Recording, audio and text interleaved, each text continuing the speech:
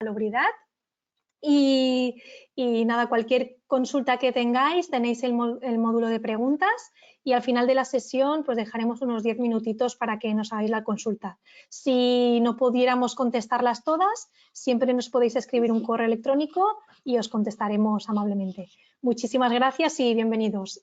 Os dejo con Hanan, jefa de actividad de fachadas, que será ella quien nos haga esta ponencia. Muchas gracias. Gracias, Cris. Buenas tardes a todos y bienvenidos a este webinar. Bueno, como sabéis, organizamos 3 sesiones sobre el código técnico. La primera sesión la dimos el 3 de diciembre sobre el documento básico de ahorro de energía. Para los que no pudisteis asistir, comentaros que tenéis la grabación en nuestro canal de YouTube, que podéis verlo cuando queráis. En esta segunda sesión vamos a hablar sobre el documento básico de salubridad y luego nos quedará una tercera sesión que la haremos en enero, sobre el documento básico de seguridad contra incendios.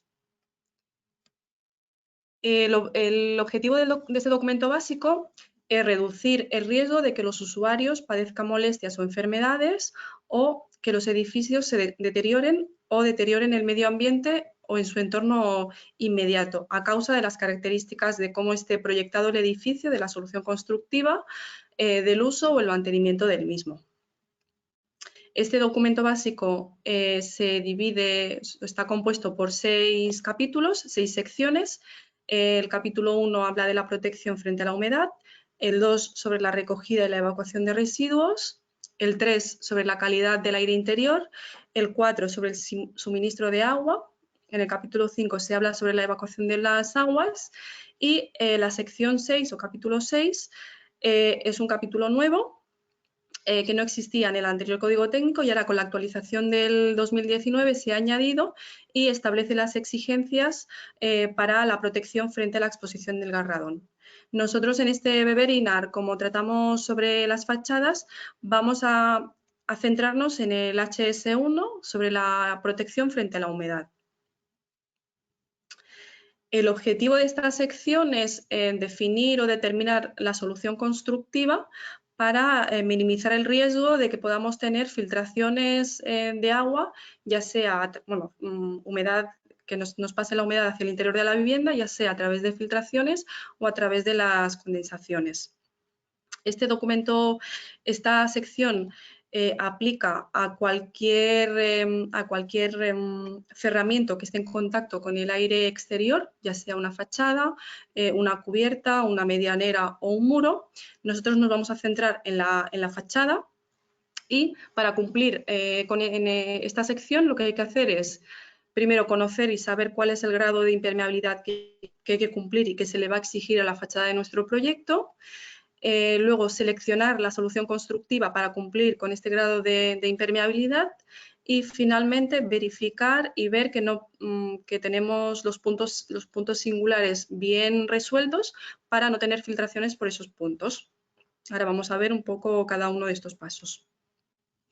En primer lugar, el grado de la impermeabilidad de la fachada. Para poder determinar el grado de impermeabilidad de la fachada, primero tendremos que saber cuál es el grado de exposición al viento de nuestro proyecto.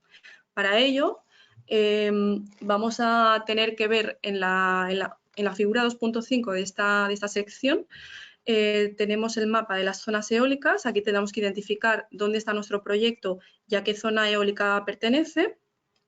Y tendremos que ver también a qué clase de entorno pertenece nuestro proyecto. Se distinguen entre dos clases, la clase E0 y la clase E1. En la clase E0 encontramos los terrenos tipo 1, los que están en el borde del mar, los tipo 2, que son los terrenos rurales o llanos sin obstáculo, y los terrenos tipo 3, que son los situados en zonas rurales, accidentadas o llanas, con algunos obstáculos aislados. Y luego dentro de la clase E1 tenemos los terrenos tipo 4, que serían zonas urbanas, industrial o forestal, o los terrenos tipo 5, que serían los centros de negocio de grandes ciudades con edificios en altura. Vamos a ver un ejemplo. Imaginaros que tenemos un proyecto un edificio situado en Oviedo.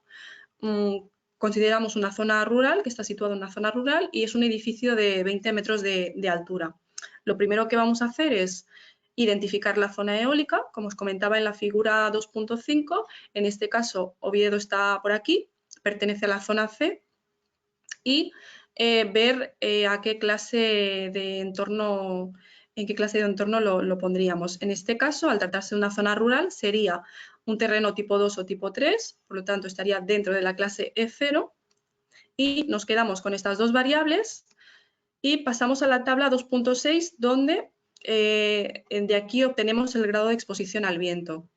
Aquí lo que hacemos es cruzar la altura del edificio. Como hemos dicho que teníamos un edificio de 20 metros, iremos a la fila de entre 16 y 40 metros y lo vamos a cruzar con el entorno que hemos dicho que era E0 y la zona eólica C. ¿Vale? Lo cruzamos con esta columna y nos da que nuestro grado de exposición al viento para este proyecto es V1. Teniendo en cuenta esto, lo que haremos también es ir a la figura 2.4, donde aparecen las zonas pluviométricas y buscaremos, en este caso, Oviedo, donde tenemos el proyecto situado, y nos da que es zona pluviométrica 2. Iremos a la tabla 2.7 y vamos a cruzar el grado de exposición al viento que habíamos obtenido en la anterior diapositiva, que era V1 en esta fila, y lo vamos a hacer cruzar con la zona pluviométrica. En este caso era zona pluviométrica 2, por lo tanto nos da que tenemos que cumplir con un grado de impermeabilidad 5. ¿Vale? ¿Y esto qué quiere decir? Vamos a la tabla 2.7 y aquí encontramos las condiciones de las soluciones de fachada para cumplir con el grado de impermeabilidad que va desde el 1 hasta el 5, siendo 1 el menos exigente y el 5 el más exigente. Se hace una diferenciación entre fachadas con revestimiento exterior o sin revestimiento exterior. En el primer caso, con revestimiento exterior serían fachadas revestidas con mortero, con un sistema SATE, con un aplacado cerámico. Y en el caso de sin revestimiento exterior sería, por ejemplo, una fachada de ladrillo cara vista. Y aquí tenemos las condiciones para cumplir con cada uno de los grados de impermeabilidad. En el caso de nuestro ejemplo, como tenemos que cumplir con un grado de impermeabilidad 5, aquí tenemos diferentes opciones de condiciones para cumplir con este grado. Ya os explicaré un poco qué quiere decir cada letra y cada número. Primero las letras. La R hace referencia a la resistencia a la filtración del revestimiento exterior. La B a la resistencia a la filtración de la barrera contra la penetración de agua. La C a la composición de la hoja principal. La H a la higroscopicidad del material de la hoja principal. La J a la resistencia a la filtración de las juntas entre las piezas de la hoja principal. Y la N a la resistencia a la filtración del revestimiento intermedio en la cara interior de la hoja principal. Bueno, como podéis ver, cuando tengamos un revestimiento, una fachada con un revestimiento exterior, las variables siempre van a ser la R, la B y la C solamente. En cambio, cuando tenemos una fachada sin revestimiento exterior, vemos que aquí hay más combinación y hay más variables a tener en cuenta. Tiene en cuenta prácticamente todas las variables excepto la R, porque va sin revestimiento. Ahora vamos a ver en detalle los grados que hay dentro de cada una de estas letras. La primera era la resistencia a la filtración al revestimiento exterior y tenemos 3 grados. R1 define la resistencia media a la filtración. Esta resistencia media a la filtración la podemos conseguir mediante 2 soluciones.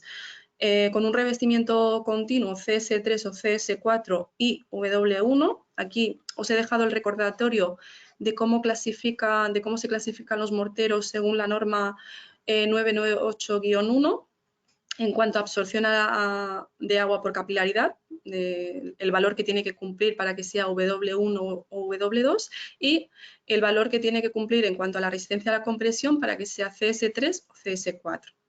Entonces aquí decíamos o un revestimiento continuo con estas características o un revestimiento discontinuo con aplacado de 30 por 30, un aplacado cerámico.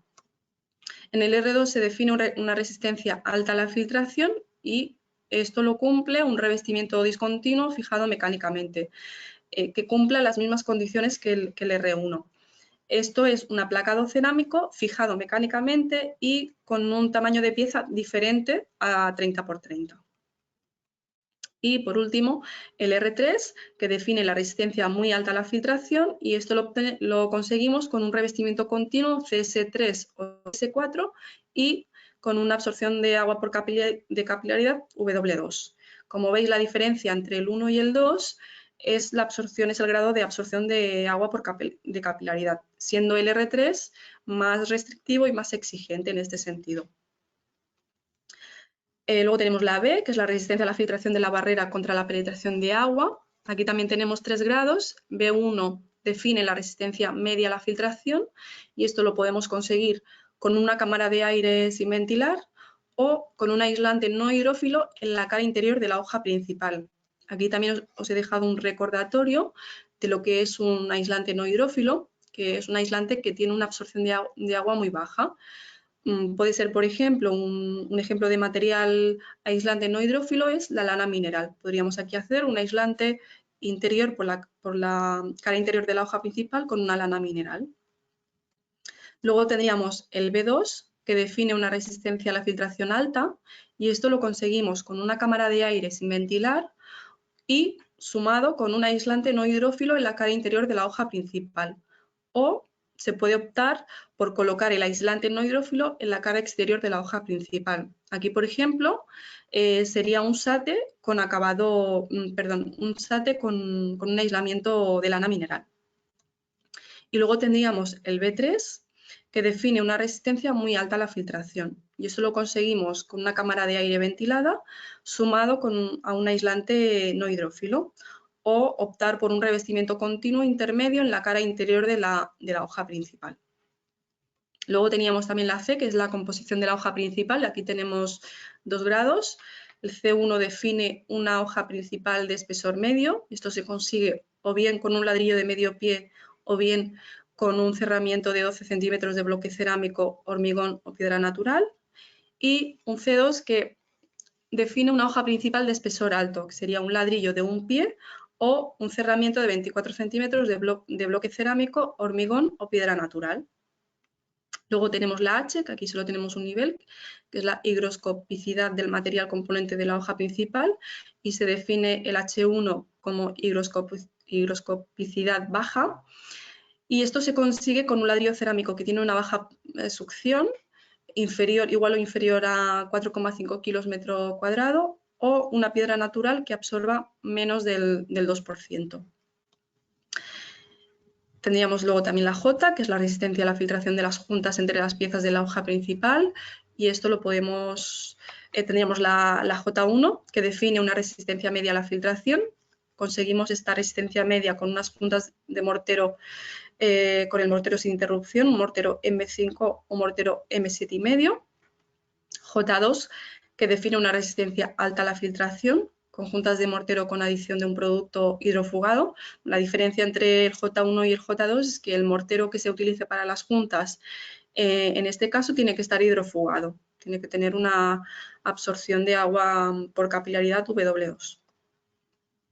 Vale, bueno, vistas estas variables,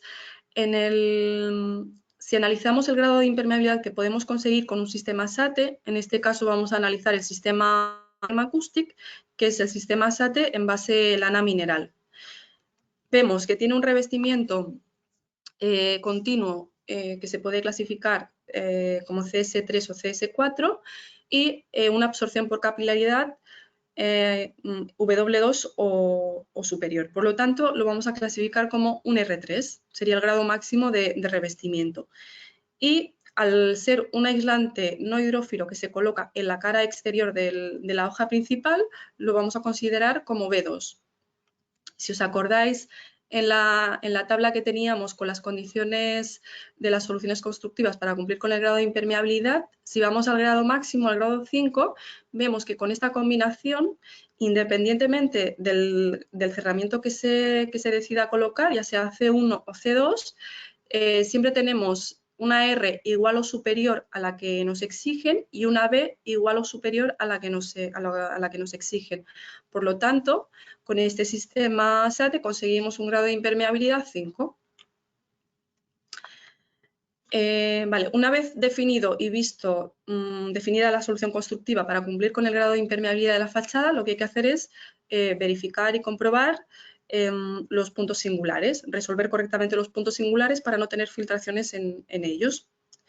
Dentro de los puntos singulares tendríamos las juntas de dilatación. Como sabéis, siempre que se hace una solución de revestimiento hay que respetar la junta de dilatación. Si hacemos pasar el revestimiento por encima de la junta de dilatación, vamos a tener por ahí una fisura estructural sí o sí.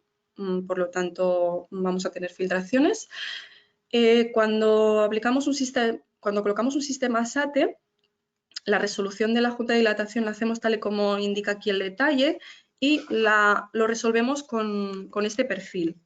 Es un perfil que tiene una malla a cada lado y tiene una lámina intermedia, es un material que es impermeable y que es elástico, que permite tanto la contracción como la dilatación y, por lo tanto, el movimiento que pueda tener la junta de dilatación. Este perfil, como veis, tiene aquí unas pestañas, no sé si lo veis bien en la cámara, que lo que hacen es proteger en esta parte el revestimiento, de tal manera que lo que nos ayudan a que el revestimiento quede de una manera bien rematado y bien protegido en este punto, y evitar que nos pueda llegar a filtrar agua por allí. Otro punto crítico e importante a la hora de definir una fachada es el arranque de la fachada. En un sistema SATE existen muchas maneras de arrancar un SATE, hay muchas maneras de resolverlos, pero siempre hay que tener en cuenta unas premisas. Entre ellas, en el código técnico, en esta sección, dice que hay que disponer una barrera impermeable que cubra todo el espesor de la fachada a más de 15 centímetros del suelo del nivel del suelo, que sería, y tiene que ser una barrera que cubra todo el espesor del cerramiento. Sería estos puntos aquí discontinuos marcados aquí, sería esta barrera impermeable. Y esta barrera se pone para evitar que el agua que pueda ascender por capilaridad siga subiendo a través del muro y solo quede en estos 15 centímetros.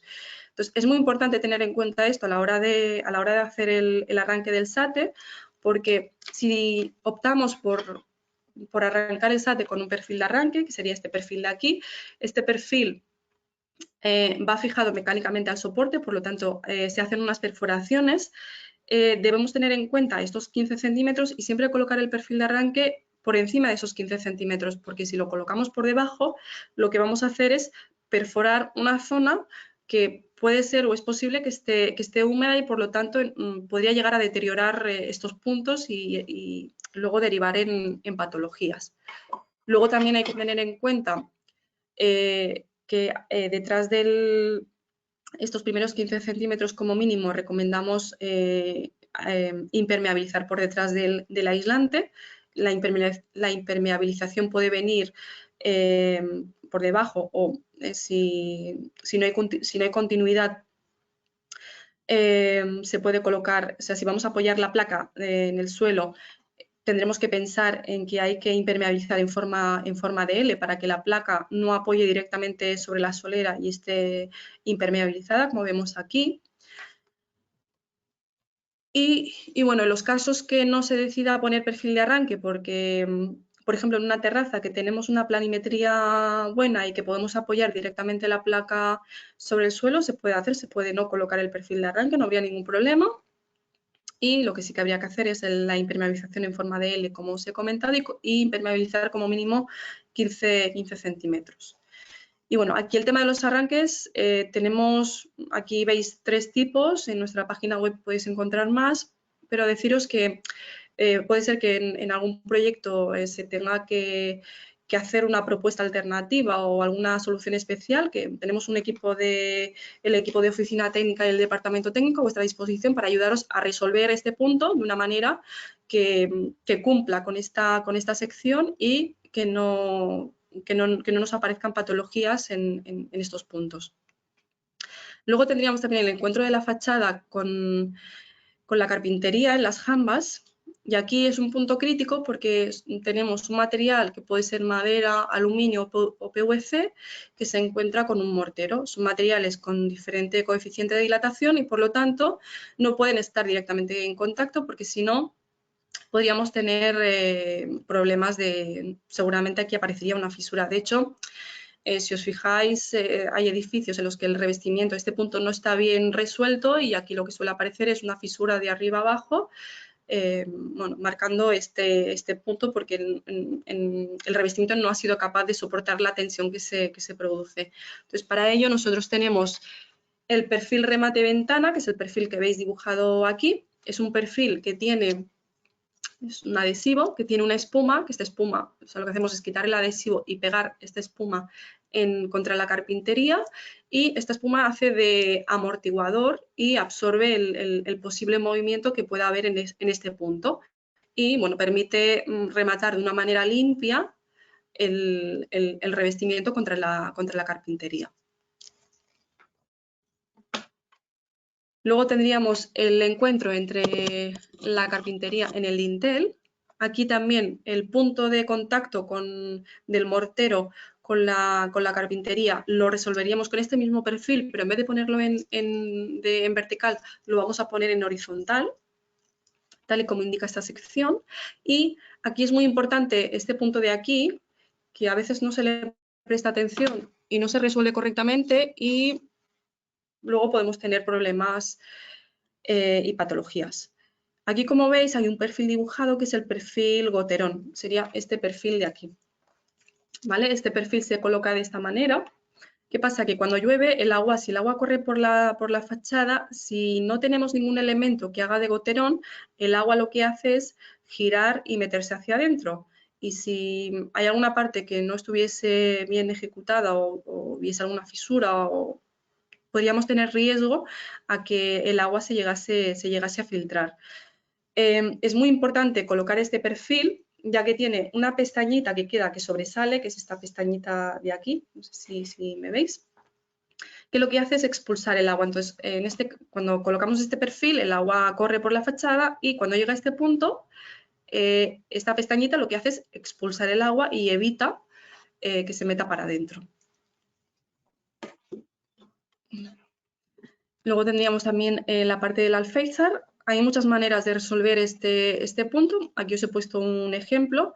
Cuando tenemos una pieza metálica de alféizar, ¿qué es lo que hay que tener en cuenta? Primero, que el revestimiento no entre en contacto con la pieza metálica, por lo que os comentaba antes, porque tienen diferente coeficiente de dilatación y podría fisurar. Entonces, lo que hacemos es dejar un espacio y rellenarlo con una masilla de poliuretano.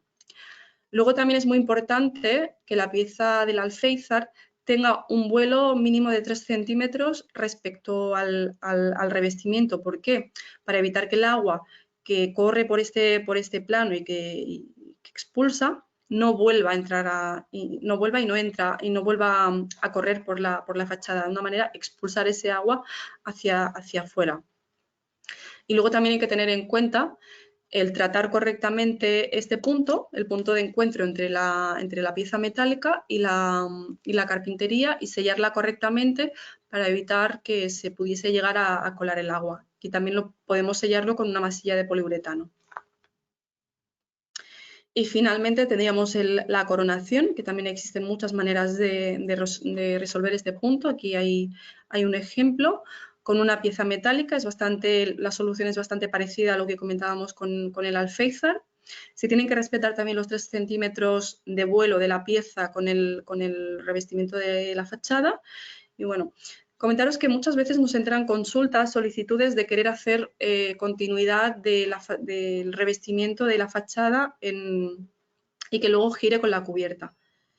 Bueno, estéticamente el proyecto puede quedar bonito, pero hay que tener en cuenta que si tenemos una superficie plana en la que seguramente se vaya a depositar polvo, en el que el agua va a quedar estancada, con el paso del tiempo, estéticamente este punto va a sufrir y vamos a tener problemas de suciedad, de manchas.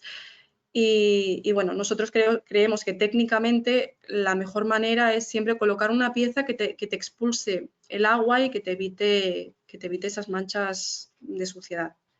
Pero bueno, también como os comentaba, si tenéis o sea, si existe esta posibilidad y queréis resolver la coronación de otra manera, nos podéis contactar y lo miramos. Vale, ¿cómo contactar con nosotros? Tenemos un equipo de prescripción a vuestra disposición. Tenemos a 5 prescriptores repartidos por toda España. Aquí tenéis el correo de cada uno de ellos. Podéis escribirles directamente al prescriptor de vuestra zona si tenéis algún proyecto, alguna duda que queráis resolver. O nos podéis contactar también a través de la línea de asistencia técnica al profesional, ya sea a través del formulario de contacto o si lo preferís por teléfono, nos podéis llamar a la línea gratuita 935 25 35 y bueno, estaremos encantados de atenderos. Y nada, muchísimas gracias por la asistencia y no sé, Cris, no sé si hay alguna pregunta, algo que no haya quedado claro. Hola, Hanan. Hola. No hay ninguna pregunta. Si tienen cualquier consulta, como hemos dicho al principio de la sesión, que nos escriban un correo electrónico y informaremos. Solo comentar que todas las presentaciones se colgarán en nuestro canal YouTube, como tú has comentado, y que dispondréis de las presentaciones colgadas en PDF en nuestra página web también. ¿De acuerdo? Muy bien. Y muchísimas gracias, Hanan, por la presentación y gracias a todos por vuestra asistencia.